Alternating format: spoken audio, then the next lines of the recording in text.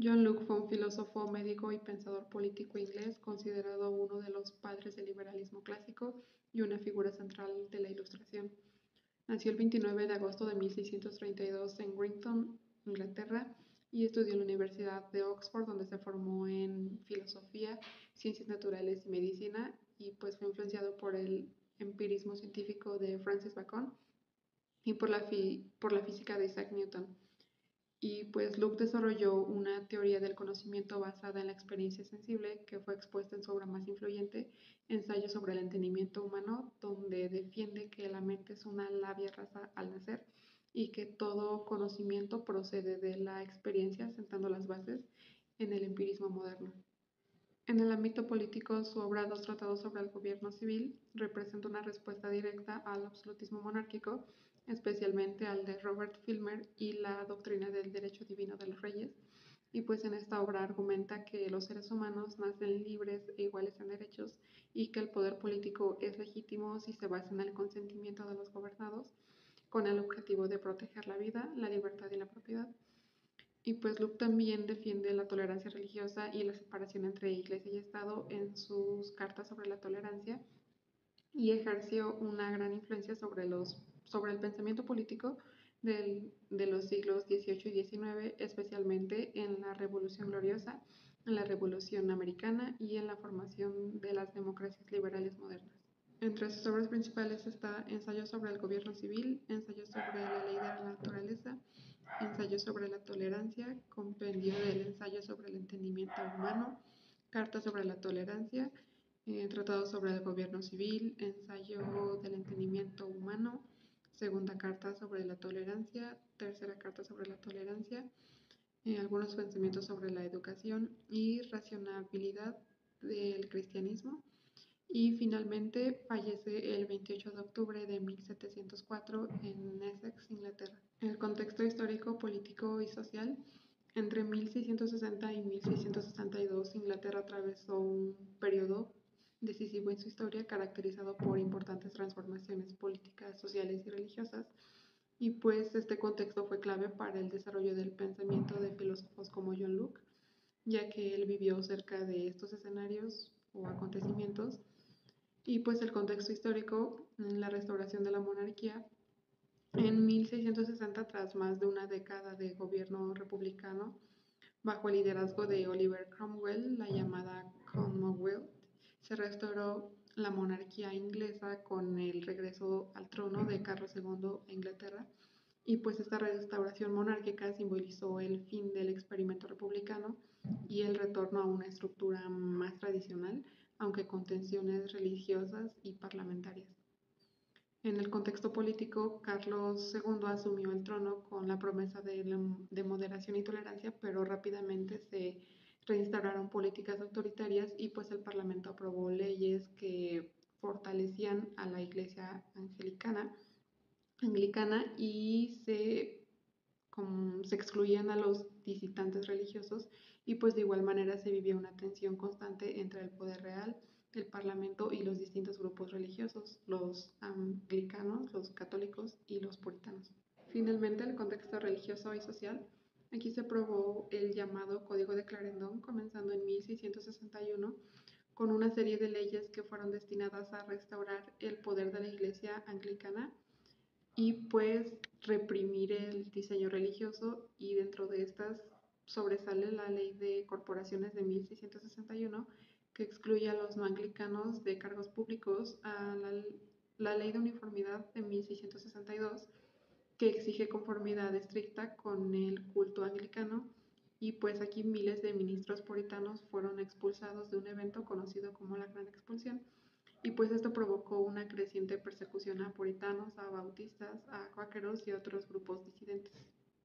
Ahora hablaré del libro Ensayo sobre el gobierno civil de John Locke, en el cual abordaré todos los capítulos, a excepción del 1, ya que en el capítulo 1 habla sobre el contexto político, social y ya lo mencioné. Entonces comenzaré con el capítulo 2. El capítulo 2, titulado Del estado de naturaleza, Pues en este capítulo Luke expone su concepción del estado de naturaleza como una condición original del ser humano previa a la formación de la sociedad política. Y pues a diferencia de Hobbes, Luke no describe al estado como un estado de guerra, sino como un estado de libertad e igualdad regido por la ley natural. Y pues esta ley, accesible mediante la razón, ordena que todos los individuos respeten la vida, la libertad y la propiedad ajena.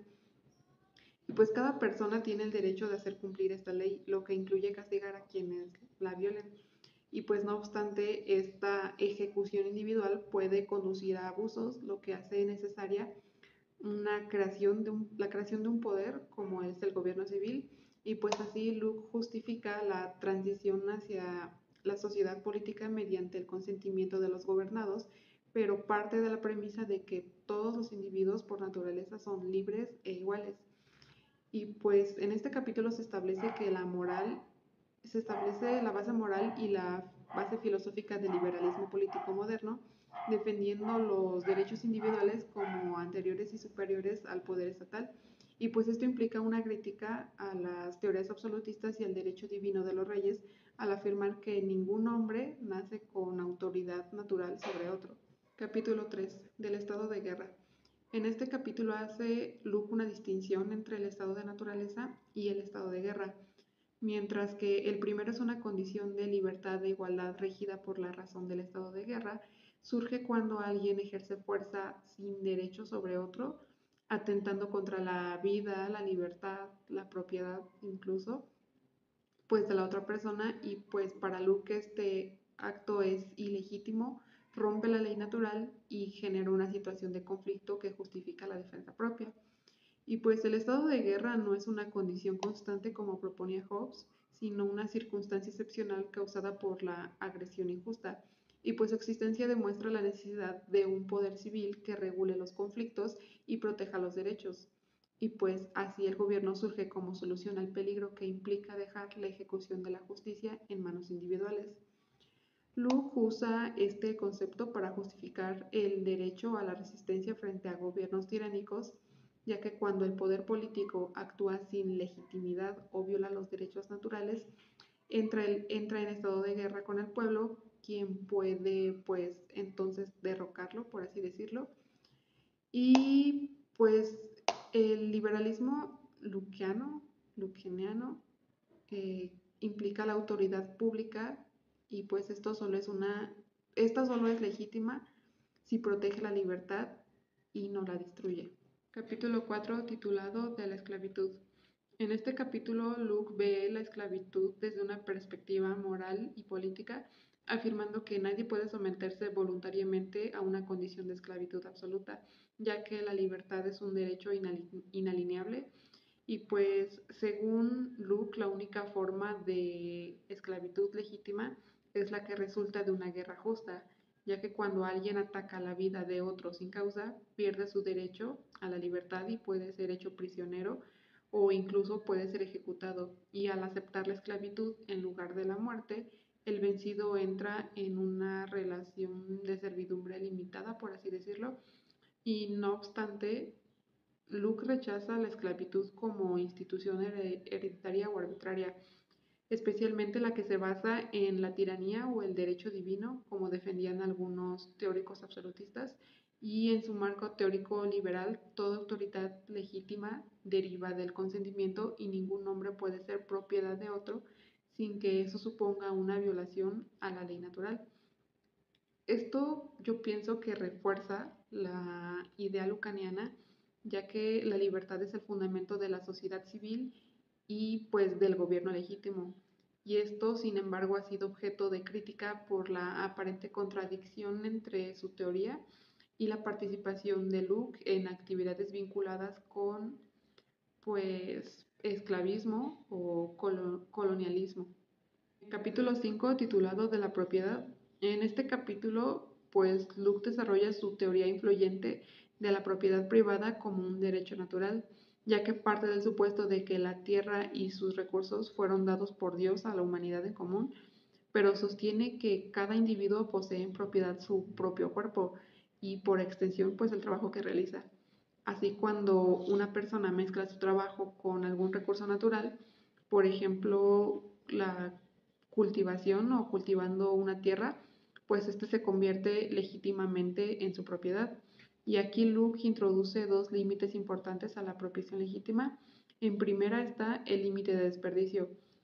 Aquí uno no debe de tomar más de lo que puede usar antes de que se eche a perder.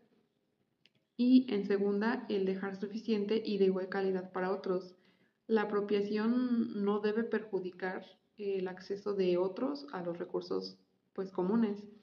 Y con la introducción del dinero por consentimiento tácito, pues estos límites se flexibilizan, por así decirlo, ya que el valor del trabajo pues puede conservarse en forma monetaria y así Luke justifica el crecimiento de la desigualdad en la propiedad, pues ya que siempre que se haya dado con consentimiento y sin violar derechos. Capítulo 6 titulado Del poder paternal. Pues en este capítulo se cuestiona la idea tradicional defendida por autores como Robert Filmer de que la autoridad política se origina en el poder paterno, y pues para Luke el poder de los padres sobre sus hijos pues no es absoluto ni perpetuo, y pues más bien se trata de un poder temporal que busca proteger y cuidar al menor o educar hasta que éste alcance el uso de razón y pueda autogobernarse o gobernarse por sí mismo. Y pues Luke distingue aquí entre el poder paternal, el poder político y el poder despótico. Pues el primero se basa en el deber de cuidado y formación, el segundo en el consentimiento de los ciudadanos y el tercero en la dominación ilegítima.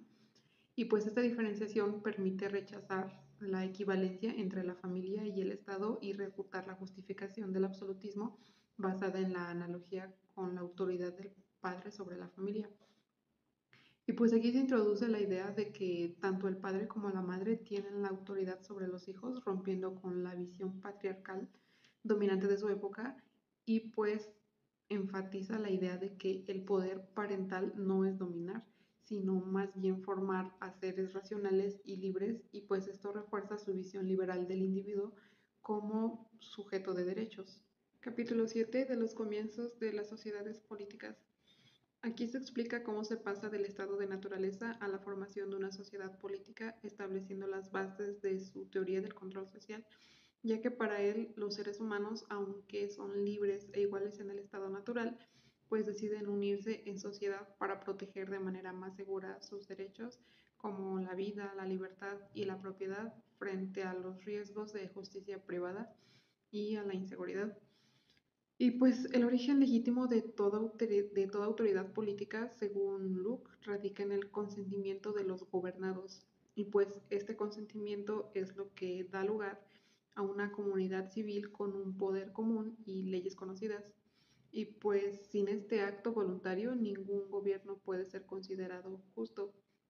Además de que no basta con el acuerdo de los padres o jefes familiares, como sostenían las teorías patriarcales o absolutistas, ya que es necesario que los individuos cedan parte de su libertad natural para vivir bajo reglas comunes, ya que esto marca una ruptura radical con la idea del derecho divino de los reyes y fundamenta la soberanía popular. Y pues esto es muy importante porque formula la transición teórica entre libertad natural y autoridad legítima, base del constitucionalismo moderno, y también abre puerta al derecho de resistencia si el gobierno actúa sin consentimiento o traiciona los fines para los que fue creado. Capítulo 8 del origen de la sociedad política y del contrato. La idea del contrato social como fundamento legítimo del poder político sostiene que los hombres, para proteger mejor sus derechos naturales como la vida, la libertad y la propiedad, acuerdan salir del estado de naturaleza y formar una sociedad civil mediante un pacto voluntario. Y pues este acuerdo implica que los individuos ceden al conjunto de la sociedad el poder de legislar y ejecutar las leyes, con la condición de que dicho poder actúe conforme al bien común. Esto quiere decir, o es decir, el consentimiento libre de los individuos es la única fuente legítima de autoridad, y pues esta visión contractualista rechaza por completo la idea de que el poder político pueda derivar del derecho divino o del poder paterno.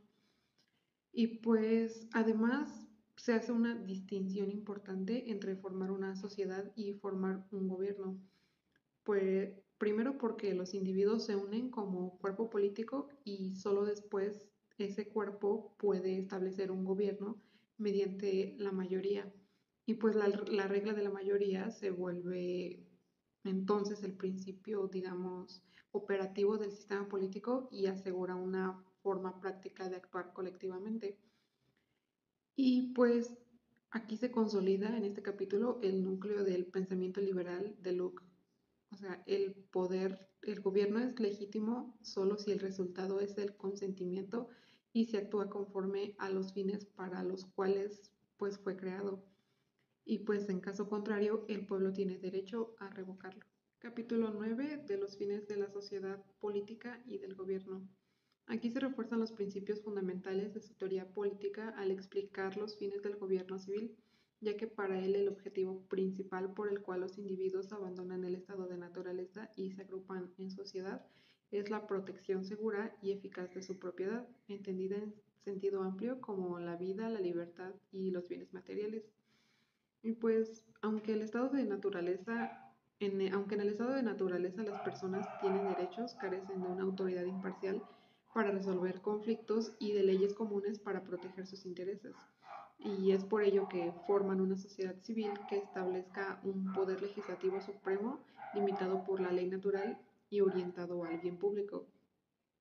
Y pues esto es muy importante porque legitima el poder político en tanto cumple sus fines esenciales, que es proteger los derechos individuales y garantizar la justicia.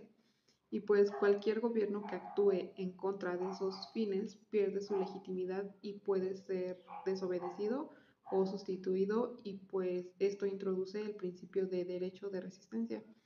Y pues así Luke establece las bases del liberalismo político, que es un gobierno limitado, representativo, orientado al bien común y fundado en el consentimiento de los ciudadanos. Capítulo 10 de las formas de un Estado. Pues aquí se abordan las diferentes formas de gobierno posibles dentro de una sociedad política, dejando claro que la legitimidad del poder no depende de su forma, sino de su origen y el consentimiento del pueblo.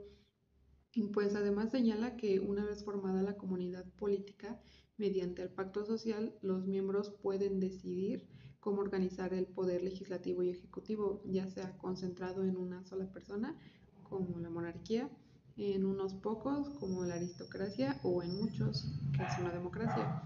Y pues aquí Luke no defiende una forma específica como la mejor, sino que insiste en que lo esencial es que el poder político emane del acuerdo de la mayoría y se ejerza en beneficio del bien común. Y pues así incluso una monarquía pueda ser legítima si es instituida por el pueblo y actúe conforme a la ley.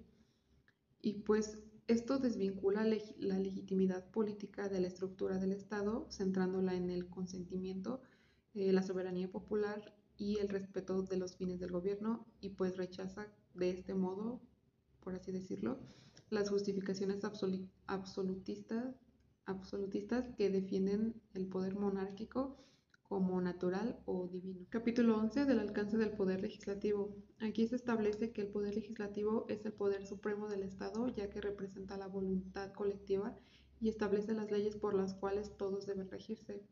Sin embargo, este poder no es absoluto, sino que está limitado por la ley natural y pues el fin por el cual fue sustituido, la preservación de la propiedad, vida, libertad y bienes.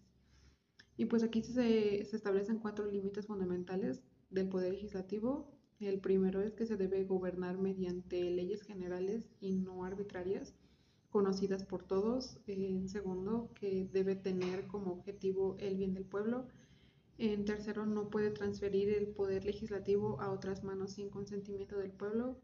Y por último, no puede imponer impuestos sin representación, principio que anticipa el tema ilustrado, no taxation without representation. Capítulo 12 de los poderes legislativo, ejecutivo y federativo del Estado.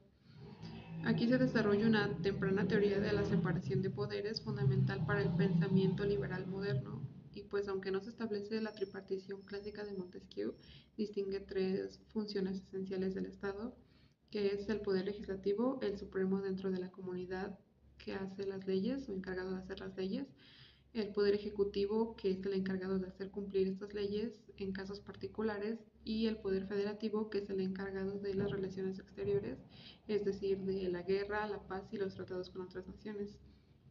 Y pues aunque el legislativo es el poder más alto, no puede estar siempre en sesión, por lo que el poder ejecutivo tiene que darle continuidad y es por eso que se plantea una división práctica de funciones para evitar la concentración absoluta del poder, aunque sin exigir una completa independencia entre ellos. Y pues aquí se introduce el principio de equilibrio de poderes que busca garantizar que ninguna función del Estado se imponga sobre las demás y pues estos poderes existen únicamente para proteger los derechos de los ciudadanos y cumplir los fines del gobierno civil. Y pues esto es importante para el desarrollo del constitucionalismo moderno al proponer una estructura racional y limitada del poder político. Capítulo 13 de la subordinación de los poderes del Estado. Pues aquí existe una relación jerárquica entre los poderes del Estado, reafirmando que el poder legislativo es el supremo dentro de la comunidad política, ya que representa la voluntad del pueblo expresada mediante leyes. Sin embargo, pues esta supremacía no implica arbitrariedad porque el legislativo sigue estando sujeto a límites fundamentales y pues debe actuar conforme a la ley natural, al bien común y bajo el marco del consentimiento. Y pues el Ejecutivo y el Federativo están subordinados al Legislativo, pero operan de manera más continua, especialmente en asuntos prácticos y urgentes, y por ello, aunque están subordinados, tienen cierta discrecionalidad operativa, especialmente en situaciones donde las leyes no ofrecen respuestas inmediatas. Y pues aquí lo importante o relevante es que Luke articula un modelo de gobierno limitado pero funcional, en el que los poderes no son totalmente independientes, pero sí tienen funciones distintas y controles mutuos. Y pues esto sienta las bases del principio de responsabilidad del gobierno frente al pueblo y pues es una de las ideas clave en el desarrollo del liberalismo constitucional.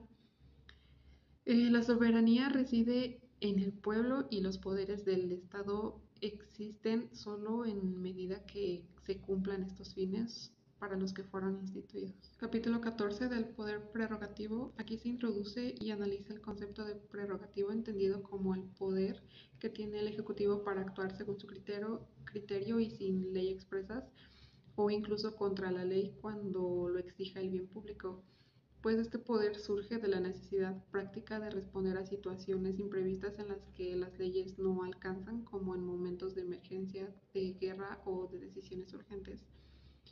Sin embargo, pues Luke insiste que la prerrogativa no es poder absoluto ni arbitrario y pues está subordinado al fin del gobierno civil, la protección de la vida, la libertad y la propiedad, y solo es legítima mientras sirva al bien común.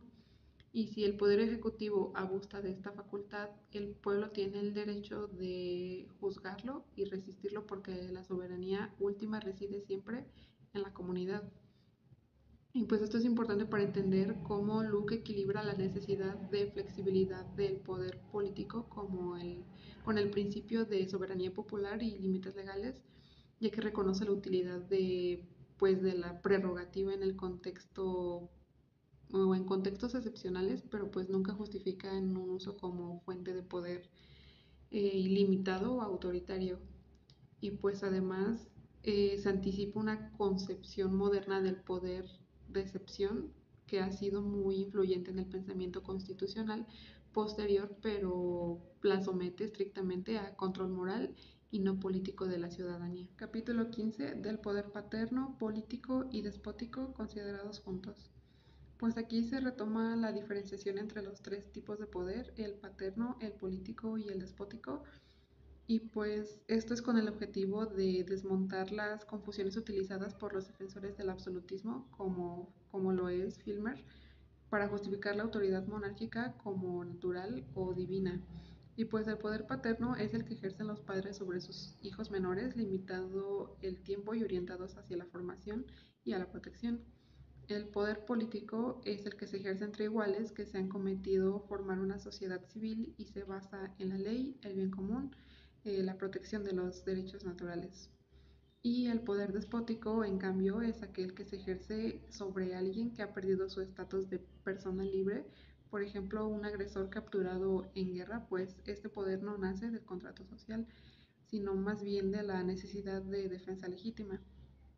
Y pues estos tres poderes tienen orígenes, fines y límites distintos y pues son confundidos por absolutistas como lo es Firmer, ya lo había dicho, quienes justifican el absolutismo y conduce a una peligrosa legitimación de la tiranía. Capítulo 16, la conquista.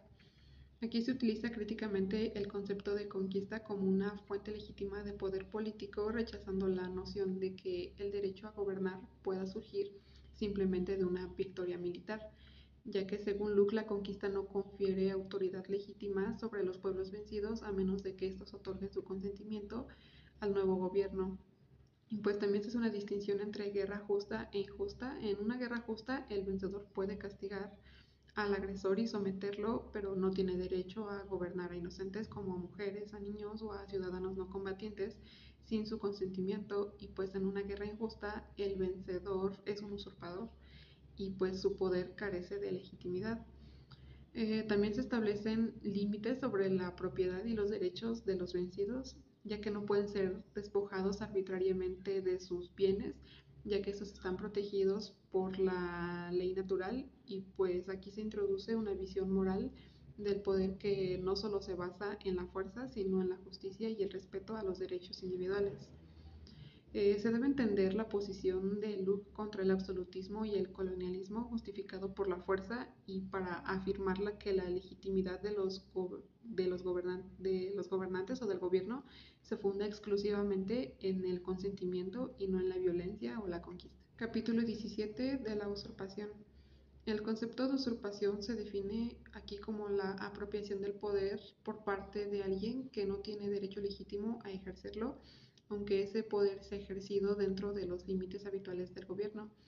Y pues a diferencia de la conquista que se impone por la fuerza, la usurpación ocurre dentro de una sociedad ya constituida cuando alguien se apropia de una parte del poder sin el consentimiento del pueblo. Y pues lo esencial en esa distinción es que para Luke la legitimidad política no depende de quien detenta el poder, sino de cómo y por qué lo hace. Y pues si un individuo o grupo ocupa una función del gobierno sin el consentimiento del pueblo, incluso al gobierno según las leyes, ese poder es ilegítimo. Y pues aquí la idea de que el consentimiento es la única fuente moral y legal del poder político, pues la usurpación por lo tanto es una forma de corrupción del pacto social porque pues rompe el acuerdo fundacional entre gobierno y gobernados. Capítulo 18 de la tiranía. Aquí vemos la tiranía como una forma ilegítima de poder que se produce cuando un gobernante o un grupo de gobernantes utiliza el poder que le ha sido confiado no para el bien del pueblo, sino para su propio beneficio. Y pues para Luke el tirano no acaba como servidor de la ley o no actúa como servidor de la ley, sino como un enemigo de la sociedad civil, olvidando el propósito fundamental del gobierno, que es proteger la vida, la libertad y la propiedad. Y pues también hace una distinción entre el ejército justo del poder y el abuso del mismo, ya que no importa la forma del gobierno, ya sea monarquía, democracia u oligarquía, pues la tiranía puede surgir en cualquiera de ellas si transgreden los límites del poder legítimo. Y pues así el criterio no es la estructura del gobierno, sino su obediencia a la ley y el consentimiento de los gobernantes. Y pues aquí se refuerza uno de los principios más radicales del pensamiento de Luke, que es cuando el gobierno se vuelve tirano o tiránico, pues el pueblo no solo tiene el derecho, sino el deber de resistirlo. Y pues esta es la residencia activa, ya que se convierte en un fundamento ideológico clave para las revoluciones liberales posteriores, como fue la Revolución Gloriosa o la Americana. Y pues de aquí no solo se refuerza la centralidad del consentimiento y el bien común, sino que se establece un límite moral y político claro al poder. El gobierno existe por y para el pueblo y pierde su legitimidad cuando este se convierte en opresor. Capítulo 19 del poder de disolver el gobierno. Este capítulo final es de los más importantes y radicales del segundo tratado sobre el gobierno civil, ya que Luke establece con claridad que el pueblo tiene el derecho de disolver el gobierno cuando éste no cumple o traiciona el fin para el cual fue creado, que es la protección de la vida, la libertad y la propiedad. Y pues aquí distingue entre la disolución de la sociedad rara y provocada por causas externas como la conquista y la disolución del gobierno, que ocurre cuando el poder legislativo es alterado sin consentimiento y el ejecutivo impide la acción legítima de la ley, o cuando los poderes públicos actúan en contra del bien común. Y pues en tales casos el gobierno pierde su legitimidad y el pueblo recupera su poder originario para establecer pues unos nuevos. Y pues aquí se convierte en una teoría de la revolución legítima al establecer que la resistencia y el derrocamiento del poder pues tiránico no son actos de rebelión, sino de defensa de los derechos naturales. Y sin embargo, pues también advierte contra los cambios impulsivos o por motivos tribales, ¿no? Que es reservando este derecho por situaciones graves de abuso cometido o sostenido. Y pues así este capítulo cierra la obra reafirmando que la soberanía reside en el pueblo y no en los gobernantes. Entonces, pues la autoridad política es siempre condicional, irrevocable si se rompe el pacto social. En comentarios de la lectura, a partir de la lectura y el análisis del libro Ensayo sobre el gobierno civil de John Locke, podemos vislumbrar en su obra la relación con tres aspectos fundamentales de la ciencia política, que es el Estado, la sociedad y la política. En conexión entre la obra y el Estado, aquí John Locke fundamenta la idea de un Estado basado en el consentimiento de los ciudadanos, creado mediante un contrato social para proteger los derechos naturales, que es la vida, la libertad y la propiedad. Y pues este Estado debe tener poderes limitados y separados, y su legitimidad depende de servir al bien común y respetar la soberanía del pueblo. La conexión entre la obra y la sociedad, pues aquí John Locke plantea que la sociedad surge de un acuerdo libre entre individuos iguales que deciden vivir juntos bajo normas comunes para proteger sus derechos naturales, la vida, la libertad y la propiedad. Y así la sociedad se basa en la libertad, la igualdad, la cooperación y el respeto mutuo, siendo la base sobre la cual se construye un orden racional. Y la conexión de la obra con la política, John Locke sostiene que el poder legítimo surge del consentimiento del pueblo para proteger sus derechos naturales, la vida, la libertad y la propiedad. Y pues esto establece las bases del gobierno limitado, la soberanía popular y el derecho a la resistencia, y las ideas fundamentales para la democracia liberal moderna. Finalmente, como conclusión, pues esta lectura es de gran importancia porque ofrece los fundamentos filosóficos del pensamiento liberal moderno, en los que se basa gran parte de las instituciones democráticas actuales, y pues a través de los conceptos clave como los derechos naturales, el contrato social, la legitimidad del poder y la soberanía popular, pues Luke proporciona una visión crítica del poder político que permite entender cómo deben estructurarse y funcionar los gobiernos para ser justos y eficaces. Y pues su lectura no solo enriquece el pensamiento teórico, sino que también aporta herramientas para analizar, diseñar y evaluar prácticas de administración pública comprometidas con el bienestar social y el respeto a los derechos de los ciudadanos.